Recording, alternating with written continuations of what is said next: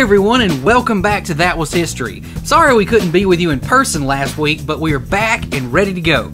And with some great topics, I might add. This week is packed full of inventions, movies, and conquests that have impacted our lives a great deal. There's one movie in particular that we couldn't forgive ourselves for if we didn't talk about it. Why don't you think about it for a minute and see if you can guess correctly when we come back.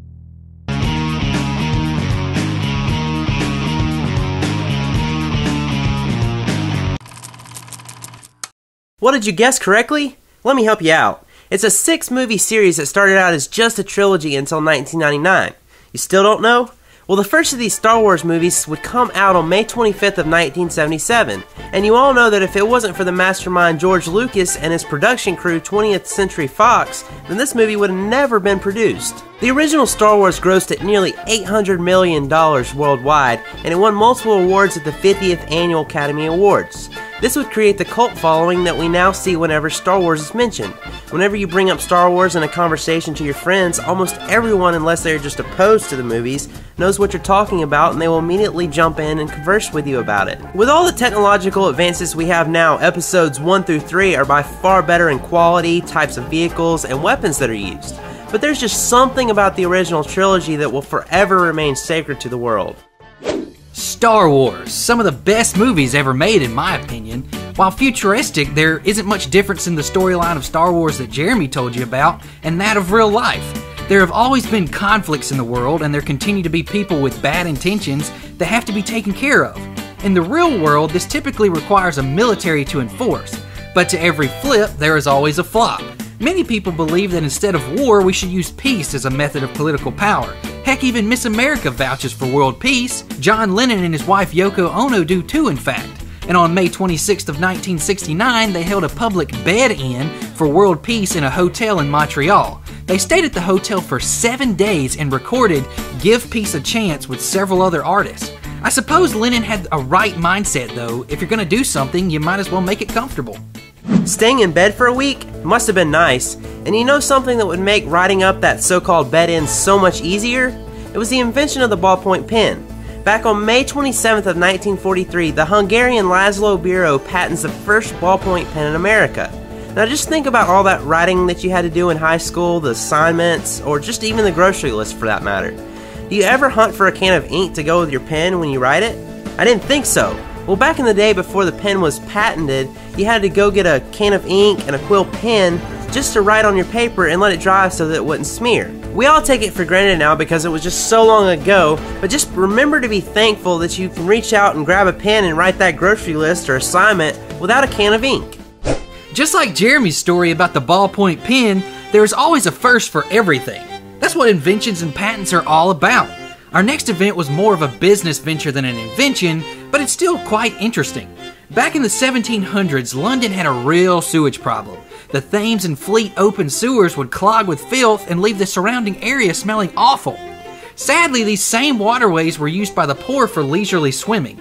Thus, the Bagnio indoor pool system in Goodman's Field was born on May 28th of 1742. It was London's first indoor swimming pool for wealthy gentlemen. Men, and only men, could enjoy a 43-foot-long pool with heated water that was kept fresh every day. A cold water pool and swimming instructors were also available. All of this at a hefty price, of course. It should be noted that this was not the first indoor pool system in the world. The Romans are said to have had indoor swimming facilities as early as the 1st century AD. And they still might not even be the first to have done so. Man, do I just love swimming. But you know something else I love? That's rock climbing in the great outdoors. What an accomplishment it would be to conquer climbing one of the tallest mountains in the world. Well, 2 explorers earned the right to lay claims to this, and being the first in doing so. Edmund Hillary of New Zealand and Tenzing Norgay of Nepal would become the first explorers to reach the top of Mount Everest on May 29th of 1953. Fun fact about this story. You would think that a person climbs up a mountain and then down in one day, thus being able to tell the whole world of such a great conquest. However, it would not be until June 2nd that these 2 men would be able to tell the whole world that they reached the top of Mount Everest because the descent took so much time. So I guess I better go get my climbing shoes and get started if I want to match up to these guys. When I say hovercraft, most of you probably think about what vehicles will probably be like in the future. Or if you're a golfer, you might already know that Bubba Watson has a hover golf cart. And even still, a smaller amount of you will know that hovercrafts are already a thing. They just aren't widespread yet. In fact, we've had a full-size hovercraft since May 30th of 1959 when Sir Christopher Cockerell launched his SRN-1 hovercraft on the Isle of Wight. It was powered by a radial piston engine that drove a lift fan, and then duct air from the fan would then provide propulsion. The mechanics are simple, and people like Bubba Watson are beginning to show us all that the future is knocking at our door, and it's probably best that we open the door and embrace the great developments that innovation and technology are throwing at us. Blackmailing, bribery, burglary. I'm sure you're all familiar with the Watergate scandal that took place under the presidency of Richard Nixon. It is something that he will be remembered for through all eternity. The men who actually committed the crime of breaking into the Democratic National Committee's office would not have been discovered if it was not for the tape over a locked door, allowing it to remain open. To go even further, the president's involvement in the scandal would have remained quiet and undiscovered for the most part if it was not for the moles planted to uncover the mess. One of these moles would come forward just a few years back on May 31st of 2005. W. Mark Felt, who was a former FBI agent, would step forward as Deep Throat, the secret Washington Post source who worked with the reporters Bob Woodward and Carl Bernstein to help bring down Nixon during the Watergate scandal. Being silent for all those years must have been tough. Knowing that at any moment someone might uncover your true identity, that's something this guy should definitely be honored and remembered for.